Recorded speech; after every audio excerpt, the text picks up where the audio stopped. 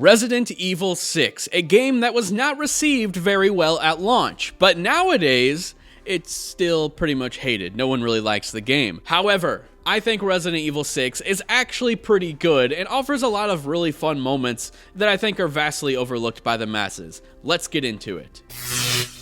So before I start gushing about this game, I just want to put it out there that I obviously understand the valid criticisms about Resident Evil 6. I understand the bloated story, the over-the-top action, the pretty much complete departure from survival horror. I know all about it, and I agree with a lot of it, but today, I don't want to bash this game. I want to talk about the stuff that I like. Resident Evil 6 offers 4 different co-op campaigns. We saw the return of Leon Kennedy, who became a fan favorite after Resident Evil 4, and a brand new character named Helena Harper. We see the franchise veteran Chris Redfield with his guns, and yes, I'm talking about his arms, alongside a brand new character named Piers. Along with that, Albert Wesker's son. Who would have saw that coming? Hell, who would have saw Sherry Birkin making a return? As for the 4th, Ada Wong gets a story. It was originally single player. They ended up patching it so it actually is fully playable in co-op. I'm going to run down these campaigns. I'm going to talk about all of them and talk about the good that they offer. First off, my boy Leon is back. He's being played by Matthew Mercer, who is obviously not Paul Mercier, who played him in Resident Evil 4,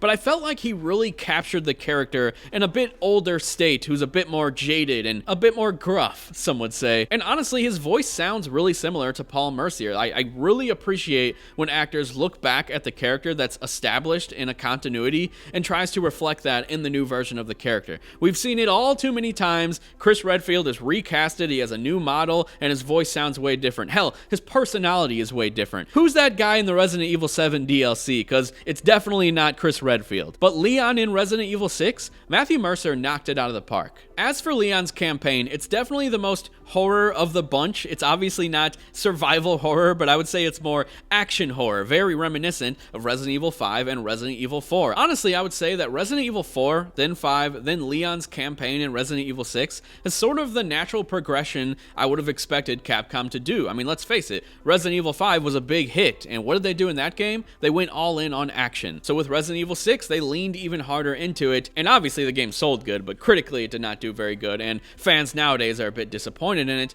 but honestly, it made sense in the moment for the Resident Evil franchise. And what's funny is we actually see it happening again with the remakes. They're progressively getting more action focused, just like the series had already done. Now I'm curious to see what Capcom will do next, but that's for another video. As for Leon's campaign, it was really awesome seeing a fan favorite character return, but I also really appreciated all the environments and set pieces within this game. Like I said, this is the most horror focused campaign within this game, so you're being put into a lot of creepy environments like old cathedrals and down in the sewers where you'll be fighting tons of zombies. And oh yeah, zombies are back. That was a bigger deal than people remember. I remember being so hyped for the return of zombies in Resident Evil because let's face it, RE5 and RE4, those weren't zombies. They were infected people, infected crazy people. And this, seeing zombies come back, was just so exciting. And it's really cool being able to shoot zombies again as Leon Kennedy in China, which was just an awesome setting in general. Now this next campaign, they went all out with the action. It is pretty much a Gears of War campaign. However, I'm totally okay with it because it's not the full game. If Resident Evil 6 was all like Chris's campaign, I would probably hate the game. It would probably be terrible, but it's not. Yes, they all have action, but this one goes over and above. You're fighting giant monsters, you're using Gatling guns, and with the movement in Resident Evil 6, they like overcorrected after Resident Evil 5, since that got a lot of criticism for having tank controls basically still. With Resident Evil 6, they added the ability to dash and slide and jump and do all types of crazy stuff that doesn't even make sense in a Resident Evil game, except in Chris's campaign. This is like the only spot where it does make sense to be running around and sliding up on someone and blasting their head off with a shotgun. It's fun. Is it very Resident Evil? No, it's not, but it's definitely fun, and it's not the whole game, so you have to remember that. But also, of all the campaigns, Chris and Piers, the most Call of Duty Gears of War style campaign, ends up being the most emotional, where I genuinely feel sadness in my heart and almost tears start falling because, wow, I actually started to care about what was happening, and I would have never expected that from this campaign of them all. Typically, Resident Evil isn't very emotional as a series. It's more so about being scared, having some great action,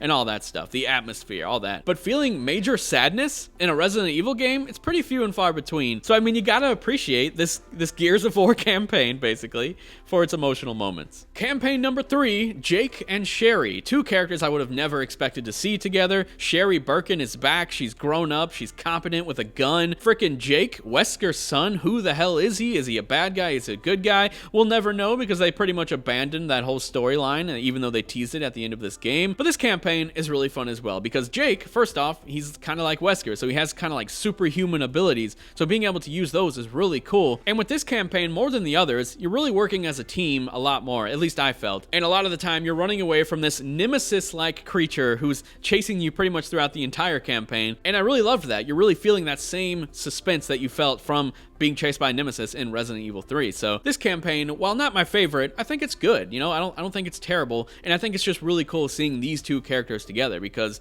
like I said, we would have never expected to see these characters in a campaign. So seeing their dynamic, knowing Sherry's history, assuming what Jake's history was like, I think was really unique, and I would love to see these characters return one day. Maybe they will. Then there's the fourth campaign, Ada's campaign. This was originally a solo campaign that you played alone. They ended up patching in multiplayer. This is the only campaign where the second player is just playing as like someone random who like isn't even in the story. But I really like this one, first off because Ada, she's like one of my favorite characters in Resident Evil, hell, in gaming, and it's a lot more puzzle focused. Like there are slower moments in this campaign. It's not just action, next set piece, action, next set piece. It's actually slow and reminiscent of a classic Resident Evil game where you're in a secluded room trying to figure out some type of puzzle. There's not enemies trying to attack you. You're just trying to figure out how to move forward. And I really respected that. I felt like with this game, they obviously leaned heavy into action, but I felt like they were also trying to give us those callbacks to what the series was with things like Ada's campaign. And hell, some people forget there are actually some fixed camera angles throughout the campaign. They're totally random,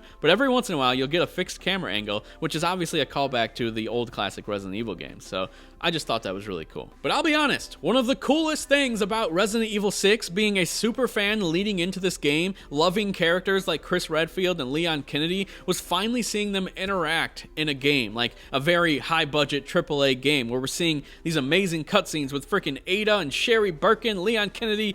It was awesome. It was absolutely awesome seeing these characters together. I felt like Capcom was really building up their whole slew of characters that they have throughout their games, all for this moment, like the culmination of all these games coming together. And I think it worked really well, like seeing Leon and Chris fight each other.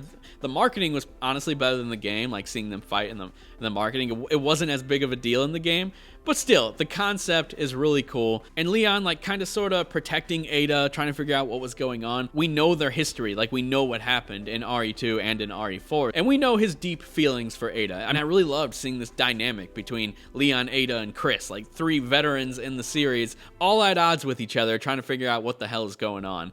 And as a super fan of Resident Evil and its characters, like, that was awesome. A lot of people might not have been as big into the franchise when they played Resident Evil 6, so they might not have appreciated that all that much. So coming from someone who was sort of obsessed with the series and its characters and the lore, seeing them all together in Resident Evil 6, that alone was enough for me to be excited to play the game, and honestly, to play through it multiple times since it's come out. I love seeing these characters together. And one more element that I love about Resident Evil 6, which isn't really common nowadays, unfortunately, is the fact that this is a tried and true co-op game, meaning that the whole story, the whole structure, the gameplay, all of it is structured around playing in co-op with a friend, which is rare nowadays. Yes, they have co-op shooters where you're shooting people together. That's not the same as doing puzzles, as separating in a level and doing different things, trying to figure out certain parts, and utilizing different abilities of the characters. I love it. I wish it were more common today, and every time I go back to play these games, I'm always reminded, wow, they don't really make games like this anymore. So those are all of my thoughts, guys. I loved the horror atmosphere of Leon's campaign. The over-the-top action in Chris's campaign was actually pretty cool, and the story actually ended up paying off emotionally. Jake and Sherry's campaign was really well rounded, and it was really cool just seeing those characters and watching them build a relationship. And then Ada's story ends up tying everything together and having some great puzzles as a throwback to the Resident Evil series. Overall, I just thought Resident Evil 6 was a great celebration for the franchise, bringing a bunch of characters together from different games. But that's all my thoughts. Be sure to let me know what you think down in the comments section below. My camera actually died, so I'm finishing this off with a voiceover.